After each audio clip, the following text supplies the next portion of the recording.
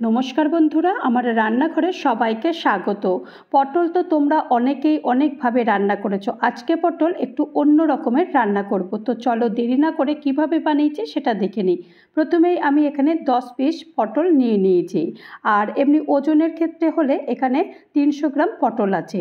আর এই পটলগুলোকে আমি প্রথমেই ভালো করে কিন্তু ধুয়ে নিয়েছি। ধুয়ে তারপর এগুলোকে খোসাগুলো ছাড়িয়ে নিয়েছি। আর একদম কিন্তু খোসাগুলো ছাড়িয়ে নিয়েছি, একটু আমি রাখিনি, ভালোভাবে এগুলোকে ছাড়িয়ে নিয়েছি। ছাড়িয়ে নেওয়ার পরে তারপরে এই যে দুদিকের দুটো যে বোটা থাকে সেই বোটা দুটো কেটে নিয়েছি। কেটে নিয়ে তারপরে এই পটলগুলোকে এই চাকু দিয়ে একটু এইভাবে আমি যেমন কাটছি ঠিক এই রকমভাবে আমি দুপাশে এরকম একটু চাকু দিয়ে কেটে নিয়েছি, যাতে করে যে মশলাটা যখন আমি রান্না করব তখন এই সমস্ত মশলাই এই পটলের মধ্যে চলে যাবে। তো সেই জন্যই এইরকমভাবে পটলটা কেটে নিয়েছি। তবে সব পটলগুলোই কিন্তু আমি এই একইভাবে এরকমভাবে কেটে নিয়েছি। পটল রান্নার সময় যদি এইরকমভাবে কেটে নেওয়া হয় তাহলে কিন্তু পটলের মধ্যে সমস্ত নুন মশলা সব ঢুকে যায়। এখন গ্যাসে কড়াই বসিয়ে দিয়েছি আর আমি বেশ খানিকটা একটু তেল দিয়েছি, কারণ পটলগুলোকে একটু ভালো করেই ভাজবো, সেই জন্য একটু বেশি করে তেল দিয়েছি। তো এখন সব পটলগুলো আমি এখন দিয়ে দিয়েছি একটা একটা করে। দিয়ে দেওয়ার পরে তারপরে একটু হাত দিয়ে একটু উপর থেকে চারিদিকে একটু নুনটা ছড়িয়ে দিয়েছি। নুন দিয়ে শুধু ভাজবো, এখানে হলুদ দেবো না, হলুদ দিলে তাহলে একটু কালো মতো হয়ে যাবে।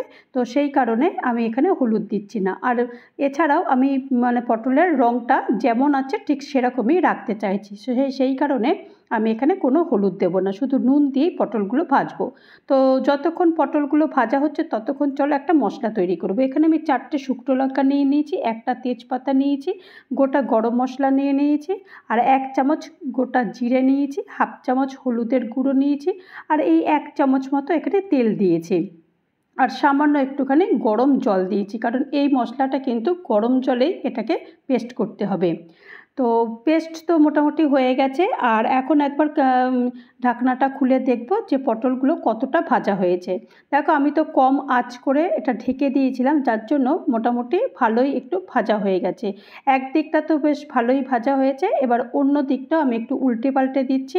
উল্টে পাল্টে দেওয়ার পরে এরকমভাবে ভালো করে একটু ভেজে নেব। দেখো দেখে কিন্তু তোমরা ভালোই বুঝে যাচ্ছ যে মোটামুটি কিন্তু পটলগুলো বেশ ভাজা হয়ে গেছে, কারণ পটলের কালারটা কিন্তু একদম চেঞ্জ হয়ে গেছে। তো পটল ভাজা হয়ে গেছে, এখন তুলে নিয়েছি। আর ওই তেলটা অতটা তেল দিইনি আমি, ওখানে একটু তেলটা আমি কমিয়ে নিয়েছি। তেলটা কমিয়ে নেওয়ার পর তারপর গোটা গরম মশলা দিয়েছি, একটা তেজপাতা দিয়েছি, আর একটা শুকনো লঙ্কা ফোড়ন দিয়েছি। দেওয়ার পরে তারপরে আমি কিছু কাজু কিশমিশ নিয়েছি, এই 10-12টা করে কাজু কিশমিশ নিয়েছি। কাজু কিশমিশটা একটু ভালো করে ভেজে নেবো, যতক্ষণ পর্যন্ত না কিশমিশটা একটু বেশ ফুলে ওঠে ততক্ষণ পর্যন্ত একটু এটা ভেজে নেব। তো দেখো মোটামুটি কিশমিশ তো বেশ বড় হয়ে ফুলে গেছে। আর এরই ফাঁকে আমি 1 চামচ এখানে আদা বাটা দিয়ে দিয়েছি। আদা বাটাটা দিয়ে দেওয়ার পরে ভালো করে এটাকে মিশিয়ে দিয়েছি।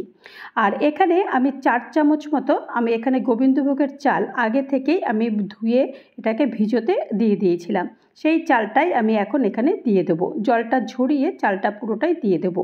তো চালটা দিয়ে দিয়েছি, চালটা দিয়ে ভালো করে প্রথমে এটাকে ভাজতে হবে। চালটা যদি ভালো করে ভাজা হয় তাহলে পোলাওটাও কিন্তু বেশ ভালো খেতেও হবে আর একদম ঝরঝরে হবে।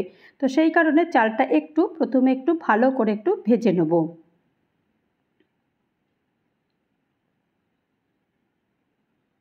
তো দেখো চালটা কিন্তু বেশ একটু ঝরঝরে মতো একটু বেশ ভালোই ভাজা হয়ে গেছে। আর এখন যে মশলাটা বেটে রেখেছিলাম সেই মশলাটা আমি এই বোলের মধ্যে রেখে দিয়েছিলাম, সেই মশলাটা পুরোটাই দিয়ে দেবো। দিয়ে আরেকবার মশলার সঙ্গে চালটা বেশ ভালো করে এটাকে মিশিয়ে দেবো, যাতে করে চালের মধ্যে পুরো মশলাটা একদম মিশে যায়। চালের সঙ্গে মশলা মিশে গেছে, আর এখন ভেজে রাখা পটলগুলো সব দিয়ে দেবো। এখন এবার সব ভালো করে চালের সঙ্গে পটলের সঙ্গে ভালো করে এটাকে মেশাতে হবে। এখন এরই মধ্যে আমি স্বাদ মতো চিনি দিয়ে দিয়েছি, অর্থাৎ 1 চামচ চিনি দিয়েছি, আর স্বাদ মতো নুন দিয়ে দিয়েছি।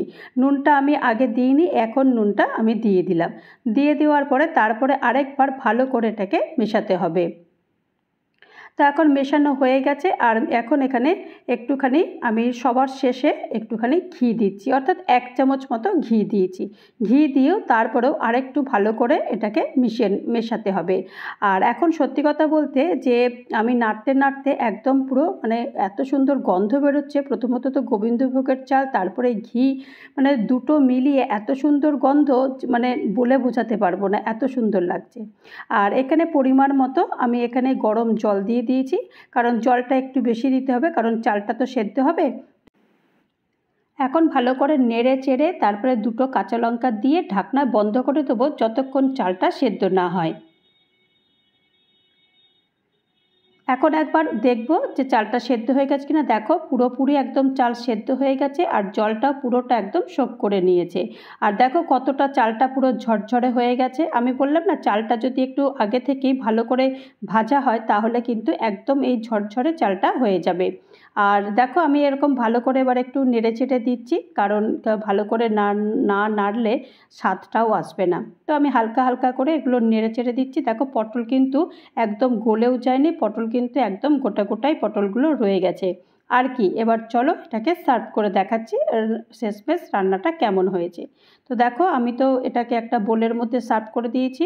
এই রান্নাটা কতটা সুন্দর, একদম নিরামিষের দিনে যদি এই রান্নাটা থাকে তাহলে তো 1 থালা ভাত অনায়াসেই খাওয়া যায়।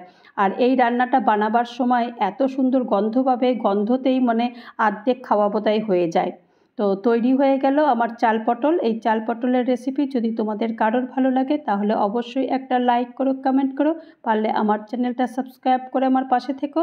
আর যারা নতুন বন্ধু হয়ে আমার চ্যানেলে ভিজিট করেছো তাদেরকে অজস্র ধন্যবাদ। আর যারা এখনও পর্যন্ত আমার চ্যানেলটা সাবস্ক্রাইব করোনি তাদেরকে অনুরোধ করব চ্যানেলটা সাবস্ক্রাইব করতে। ভালো থেকো, নমস্কার।